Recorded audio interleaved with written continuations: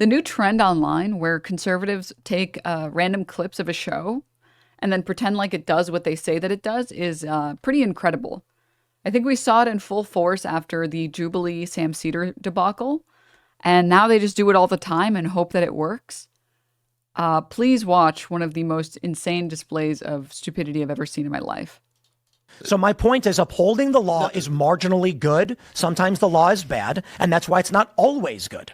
In this regard. So wait, you're saying simply the fact that Marco Rubio exercised his legal authority to do something was good. It's like he had the legal authority to do it. He could have enforced this law as he saw it on anybody. He could have enforced it on a comedian, right? Who's in town and goes on stage and says, "Hey, you know what? I disagree with this or that." Or, "Hey, I just did shows in Canada. what? You're not from Canada. No, but I just did shows in the UK and Amsterdam, and I made fun of UK politics, made fun of American politics." You wouldn't dare make fun of Islam, though. You wouldn't dare make fun of Islam, though. No, incredible line. Let's see how we follow through. Go to the UK and mock Islam. Do it. Well, I don't have any jokes about Islam. Why not? They got Pakistani grooming gangs raping little girls. Why won't you go to the UK? What? Why won't you go to the UK and make jokes about Islam? I don't think it's very funny. I don't have any jokes about it. I'm so confused. Dude. Okay, let me help unconfuse you. Are there jokes that can be made about Islam? Yes or no? Wait, I don't want to. I don't want to go to this particular rabbit hole. Oh, no. You're terrified. You're a hypocrite. What? Are there jokes you can make about Islam? Muhammad banged a little girl, right? What the fuck joke is he supposed to spin from that? Hey, why don't you make a joke about checks notes? What? Are there jokes you can make about Islam? Muhammad banged a little girl, right? What the fuck type of joke do you make about? Is the joke just being racist? Is that it? Just like, can you believe that some people are worse? And I'm going to suggest that it's a specific group of people. Yeah, there are jokes you can make about every religion. I don't think that there are a lot of good jokes you can make about that. This is a blowjob. This is a blowjob. This is I'm really baffled. Come on. You're terrified of this subject. I'm not. No, I'm not. In the UK, you can be jailed for making jokes about Islam or even bring up the grooming gangs. There are people who go online and pointed out that a stabbing was carried out by a Muslim, and they got arrested for it. I'll bet you $1,000 you will not go to the UK and make a joke about any of that stuff, because you will not go to a foreign country and, in violation of their laws, speak out against what they've said not to speak out against. Do it. I dare you. $10,000. Cash in your pocket if you go to the UK and make a joke about Muhammad having a 12-year-old wife. This we got here faster than I thought we would in this conversation. Where you're shouting at me about something I don't understand. I don't really understand how you would think it's incumbent upon me. Do you think anybody watching this right now thinks you are confused by the notion that in the UK you go to jail for mocking Islam? I don't understand how we got onto you shouting at me about Islam specifically. I'd like to return to okay. It's because you said people should be allowed to come to this country and speak out against it, and you said you're a comedian, and you go to other countries, right? And you said you go to the UK, and I said, okay, if you go to the UK, speak out in violation of their laws and see what happens. And you said, I'm confused. I don't understand. What don't you understand? Will you go to Turkey? Will you go to Turkey and speak out against Islam? I mean, if I have a joke to make sure, I don't have a joke about those particular topics. You would.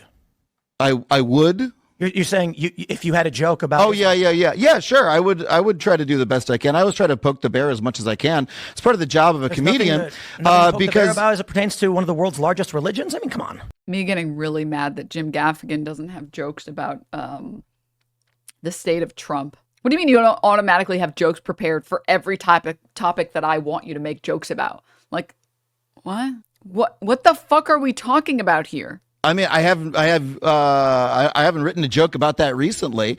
All right. So look, hey man, I'm a free speech guy. And I kind of wanted to watch what this conversation devolved into, because already just from this clip alone, I am in awe that anyone has tried to spin this in Tim Pool's favor. New liberal comedian Adam Conover turns into a bumbling mess after Tim Pool offers him $10,000 to go to the UK and make a joke about Islam. What a beatdown. Okay. All right. Like real people don't talk like this. This isn't real. I can't imagine being on Adam Conover and responding any other type of way and not saying like, okay, wait. First of all, pretending like speaking out and using a platform that you have, no matter how small or big that is, to organize a protest against how you believe I assume this is about Mahmoud Khalil, about how you believe your government spends your tax dollars. That's the same as like what, punching down up at a religion? And also, I'm sorry, you think if I do that, I'm less of a hypocrite? The reason I haven't done that is because I don't have any jokes pre-prepared for that. Also, making jokes when you're part of the out group isn't ever going to be as good as when you're in the in group, because you just can't write jokes as well if you don't know that culture or that group well enough. It's the same reason that like black comedians will actually write good jokes about the black community, whereas white comedians will end up just writing racist jokes. Same thing with the queer community. Like people in the queer community will be able to write actually good jokes because they are in the queer community. So there are jokes beyond, here's me pretending to be gay. Here's me wearing a dress, and that's it. Objectively, some of the best trans jokes that I've seen, delivery plays a big part, but like the jokes about name choices, those are always pretty good. Those are always pretty good. Lilith, yes. Gertrude. Choosing non-white names when you are 100% white. It's so good. It's so good. But that's not a joke that you would be able to tell if you've never met a trans person, because if you've never met a trans person, your only understanding of what that joke looks like is, I'm wearing a dress, ha ha ha, and that's it. I wouldn't be shocked if Adam Conover would struggle to write a better joke about Islam than like an ex-Muslim, or even someone that is currently actively practicing Islam, because you're inundated with the culture all the time. You actually have a good understanding of what cultural aspects are really stupid and which ones are less stupid and which ones are weirdly stupid. But anyways, a trans woman named Gertrude dating a trans man named Knox.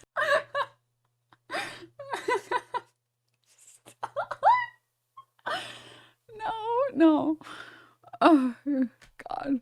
But that's like a way better joke that isn't super tired in comparison to like that's why the Dave Chappelle trans jokes weren't funny. This is not fun. Oh my God, attack helicopter. Oh my God, pronouns. Oh my God. Did I mention I'm wearing a dress? It's like, we've heard this joke 6,000 times.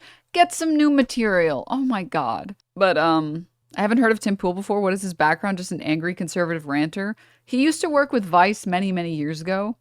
And then he did like a documentary. It's like I almost want to call it like a fake documentary series about how there's too many Muslims in Europe.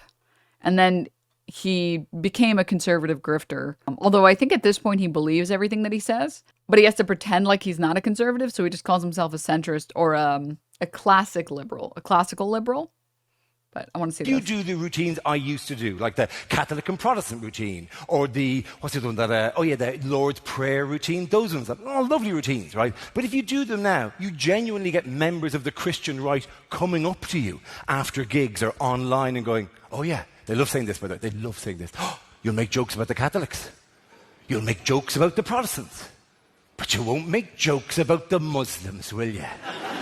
No, you're not that brave to make jokes about the Muslims, are you? No, not that brave, Mr. Comedian Man, to make jokes about the Muslims. Oh, the Christians, they're an easy target, but you won't make jokes about the Muslims, right? They fucking love that. To which I always say, there are two reasons I don't do jokes about Muslims.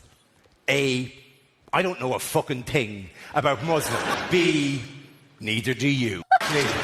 It'd be pointless. I could research and write the greatest Muslim-based material you've ever heard. Hey, what's up with the big golden horse that comes over the hill once a year and hands out cake to the kids? What's that all about? And you'd all be there going, is that a thing? I've never heard of that. Is that a thing? Oh, geez, you've really nailed the Muslims there, Dara. Well done. Congratulations. I wonder why predominantly white, predominantly Christian or Catholic comedians don't make that many jokes about groups of people that they don't know about and they don't know anything about. I don't know, as a concept. And I like how Adam Conover has a very normal human being response to this. And it's like, what the fuck is this tangent? Genuinely, what is happening? And then he's like, Alex. And then there's like the point where he comes to the realization, he remembers that he's talking to Tim Pool and he like sinks his head into his hand and he's like, Okay, I'll explain it to you. About that recently. All right. Then I So look forward look, to going to the UK. hey man, I'm a free speech guy, right? I think that something that's nice about America is that we're a country that has that value, and that we don't generally think that you should be tossed into a van and kicked out of the country for expressing an opinion. I think that it is a change. No right to I be- think it's a change in America to most people around the world to feel that, oh, wait, if I go to America and I express a mild opinion about their foreign policy in my own student paper, or maybe on a stage or maybe somewhere else, I could be, without any warning to me, accosted by 6 people on the street, thrown into a van, and taken out of the country. Oh, come on, right? accosted. Oh, let me finish. Don't load the I think language. that's a strain. What is it? Why did he pretend to be offended by the term accosted there? Oh, you really think they're accosting them? There's like 6 dudes that are like wearing full masks and goggles being like, get in the van. Come on, come on, come on. Is that not getting accosted? What the hell? I think that's a new idea for a lot of people, that America is that type of country. I think that Donald Trump. I mean, and this is the biggest problem with the conservative landscape at this point. Lying is OP and everything. So you just don't include the sections of the clip where he actually breaks down why this is the stupidest argument on the planet. First, Tim Pool brings up this ridiculous idea like, so you can criticize all these people, but you won't criticize these people. Interesting. And he says, sure, if you want me to do it, I'll do it. I just haven't made jokes about that group before, so I don't, what the hell? And then explains why this concept is so stupid. To point at another country and say, well, you can't do it there. It's like, okay, so I don't agree with that. Even if that was possible, I don't agree with that. I like America being a country where you can criticize whoever you want to criticize. Wasn't Tim Pool caught taking money from Russia? His opinion on anything political is moot and void. How was he supposed to know that the hundreds of thousands of dollars that he was getting paid to say Ukraine is the West's biggest enemy was coming from Russia? How was he supposed to know that? I mean, the money could have been coming from anyone. Did you think about that? Oh my God, dude. I don't understand this chat message. Why you don't go after H3? I don't know what this means. Elaborate, chatter. I also wanted to take a little bit of a peek into this. Hey everyone, Anthony Fantano here, Hi, Mr. Internet's Meltdown. busiest music nerd. Hope you're doing well. It seems once again we have to come onto this channel and address a right-wing freak pretending to be a fan of music and art, or at least visibly struggling on their shitty YouTube channel and podcast to sort of like rationalize maybe the person they once were, or the heart that maybe they have on some level, not really being copacetic with the psychotic, bigoted views they now have to hold for a job. Of course, I am talking about the one and only Tim Pool, aka Beanie Man. You know, if you've had the displeasure of seeing any amount of content from Tim's YouTube channel, you know that like a lot of other weird right-wing talking heads on the internet, he makes a lot of money and gets a lot of attention by virtue of commenting on, with a lot of indignance, a lot of pop culture items that are either nominally or deeply offensive to those with right-wing views because, oh, it's woke or it's blasphemous or whatever. Enter in singer-songwriter Laura Jane Grace of Against Me fame, modern punk rock legend, many would claim, who recently did a little performance at a Bernie Sanders rally of like this silly-ass acoustic sing-along song about essentially, as a trans person, feeling fucked by God, which, you know, if you have 2 brain cells to rub together, even if you haven't personally experienced what Laura Jane Grace is, you know, obviously describing in this song, you sort of like get the concept pretty easily that I am a trans woman. Personally, I feel kind of under fire socially with all of this hate being lobbed towards trans people, all of this bigotry. A lot of that bigotry tends to kind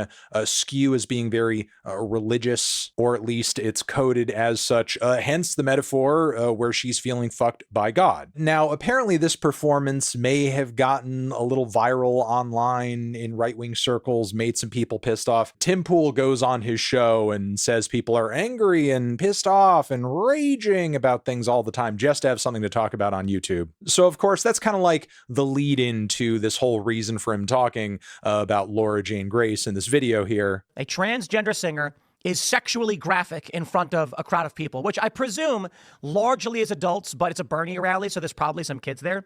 Totally inappropriate. If this were any other Tim Pool segment, and in many ways it is. Wait, I want to see this. There really wouldn't be much reason for me to talk about it, except for the fact that I find it hilarious that Tim spends a great deal of this video trying to validate his criticisms and basically provide some weight to his point of view here, because he used to be a massive Against Me fan. I am an OG fan. OG, of course, for those that don't know, means original gangster. He even tries to impress. OG, for those of you who don't know, means original. What's the term kids are using now? No aura. Oh my God, dude, Jesus Christ. The viewers of the video that Tim really knows what he's talking about and knows where he's coming from here, because he used to know how to play all the songs on guitar. You had the classic song, Baby, I'm an Anarchist, for which I can still play on the guitar. And then, of course, you had much better songs, in my opinion, like Pints of Guinness Make You Strong. In fact, it's kind of funny because as he progressively talks about Laura Jane Grace and this song and like how big of a fan he once was, it seems like the number of Against Me songs he knows how to play on guitar like increases. First it was a bunch of songs, then it was like the Axl Rose songs, and then like, you know, he's listing other tracks too. He just knows the whole damn Against Me catalog. And they have a song called Tonight We're Gonna Give It 35%. And that is, I can't remember which album it's off of, but I used to play it all the time. I'm pretty sure I can still play. So it's only 4 chords anyway. And it's about signing a record deal. What? We're gonna get signed to a major record deal and get $1 million? Let's go.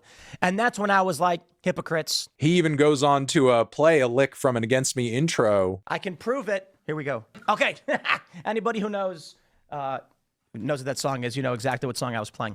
And I just find this very funny because like the time period that Tim describes in this video as far as like being into Against Me and how their music resonated with him at the time when they were originally hot with Axl Rose and so on and so forth. I was a big fan of the band at that same time. In fact, like I saw the band live way back then, and I had all the EPs on vinyl and liked some of the stuff they did on Fat Wreck Chords not too long after that. And Tim is just like obsessed in this video with like proving how like hardcore of a fan he was, how deeply ingrained into like the Against Me sphere he was. He even goes on to sort of like brag like, oh yeah, you know, like I know people who knew or know Laura Jane Grace. You know, I don't know them personally. I don't got any beef, but like, you know, I know people who know people. And Tim like basically says all of this to build up to his argument that in his opinion, now he states this as fact, but then he also sort of like backpedals a bit. He's like, oh,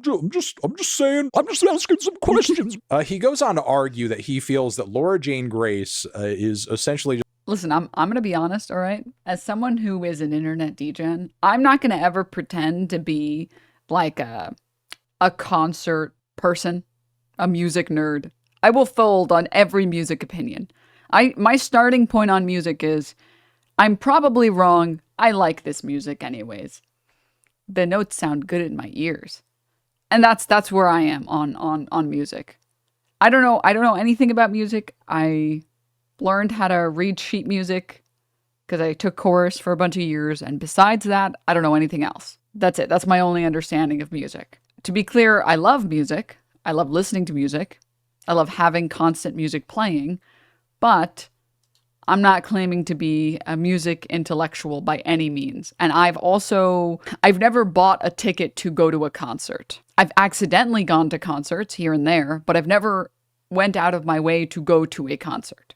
So I don't claim to be an intellect in the music space, all right? Stumbled into a concert. Yeah, I've done that. And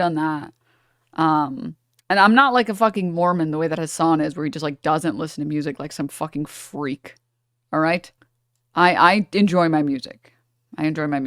Straw Bambi, thank you. Welcome. Here's going to a random playlist produced by YouTube. Here are some songs that YouTube knows that I like, for people saying, what type of music do you like? All right. Not this one. This one keeps playing. Have you guys listened to this song recently?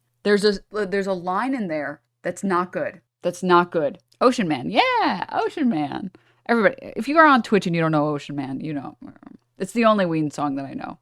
That one and one other one. I've listened. I don't even know what this song is. So this is a good. Against Me's politics is similar to Asmode being a bigoted piece of shit while wearing a ghost shirt while not knowing they're a super pro-LGBT band. Here's some music while we talk. This is up my alley. I could listen to music like this for forever. But anyways, is YouTube your primary means? I know I usually use Spotify, but lately I've been using YouTube. Anywho, I enjoy myself a little bit of music. I enjoy myself a little music. Do you like Coco Melon? Shut the fuck up. I'm a music enjoyer. With that in mind, dude, Tim Pool gives such poser vibes. He gives such big poser vibes. Every single person I've known who's pretty like punk, they don't care nearly as much as Tim Pool cares. And the biggest evidence of this is the beanie.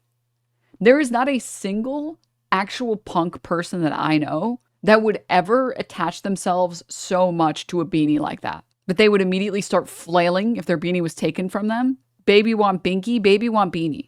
It's so performative. It's so beta. It's such a poser thing. And this is coming from a non-music understander. All right? Okay? Just like pretending to be trans or transed herself for money and attention, and was entirely motivated by the fact that like Against Me was in a ton of debt and just needed money. I would say that the honest take here, lead singer of Against Me. Also, I wish I could see Laura's like sexually provocative behavior on stage, because like, not that I'm hating, but we've all seen the Sabrina Carpenter stage dances, yes? What does sexually provocative here mean? Is it on the same level as Sabrina Carpenter? Because if so, if you're only mad about the trans woman doing it, I think that's on you. Was in the gutter.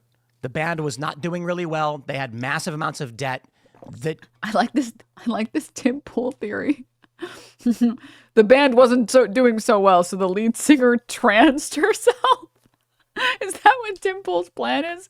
If his podcast starts falling off, he's just gonna trans himself? Like what? Like I can imagine all the band members sitting at like a whiteboard being like, what do we do? Rob a store? No.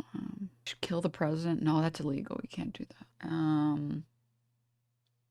Kill a CEO. That's a good one. That is a good one. Then they might put us on death row. Oh, I got it. Let's just get trans. Like, what is the world that Tim Pool lives in?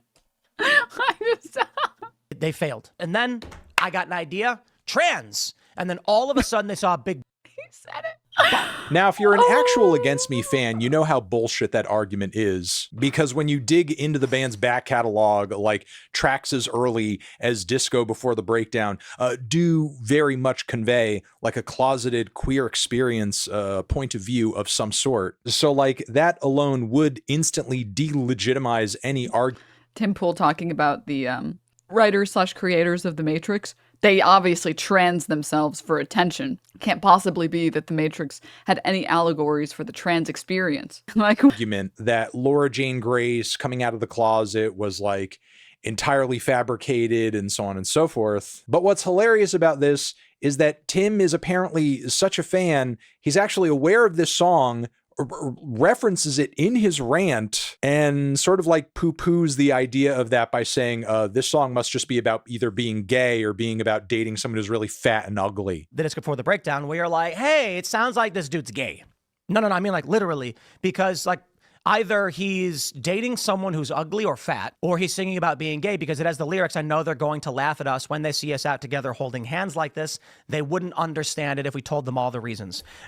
Pause. You can't make this up. The guy is such a mealy-mouthed piece of shit. And look, I'll be honest, it's been a long time since I have like really truly loved a new album from Against Me. I haven't really dug much the band has done since like Searching for a Former Clarity. And a lot of my reasoning comes down to the band mostly like adopting a more mainstream rock sound over the years. The idea that Against Me and Laura Jane Grace are like completely beyond listenability and fandom and respectability at this point because like they're just the biggest sellouts in rock and punk history is like complete bullshit. Like even the band's most mainstream sounding albums in their catalog don't even come close to sounding like radio rock or even like traditional commercial pop punk for that matter. In fact, I don't even think Laura or Against Me could. Also, I like the idea that in Tim Pool's world, being cis is the most punk thing you can do. Even make that sort of album if they really wanted to. So the degree to which they can really even sell out on that front, I feel like is not even a reality. You may disagree with that personal assessment that I have. Certainly the opposite is arguable. However, I feel like the last person on the planet who should be making that argument is Tim fucking Pool. Because if Tim is going by the metric that Laura Jane Grace was at one time, like a really great underground hardcore singer-songwriter with anarchist leanings, and now she's like no longer fully that, and as a result she's a loser and a cretin and she shouldn't be taken seriously. Okay, if that is true of Laura Jane Grace, that applies 8, 10. Also, Tim Pool's whole worldview is the last punk thing on earth. He's a status quo guy.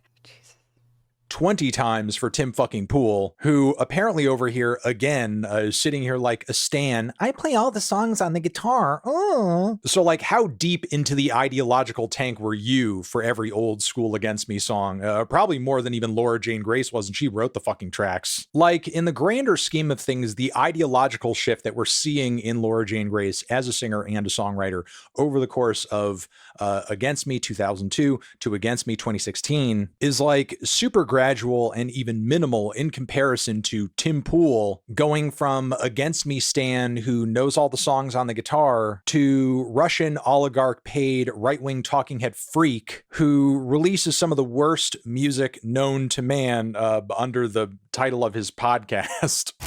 Is he gonna play the Tim Pool's music? Tell me what to do instead of dreaming. Let me die for you if And at the very least, I can respect the fact that Laura Jane Grace in her own art and work has actually like tried to explain and contend with these. Melon Man, you were too nice. Let me note, Melon Man, you were too sweet, too gentle. I, however, am a vicious, vile fucking human being, and I will subject people to Tim Pool's music. I am become dark woke. There's something very funny about being this bad of a musician and then criticizing other people. Did you think I'd leave you there?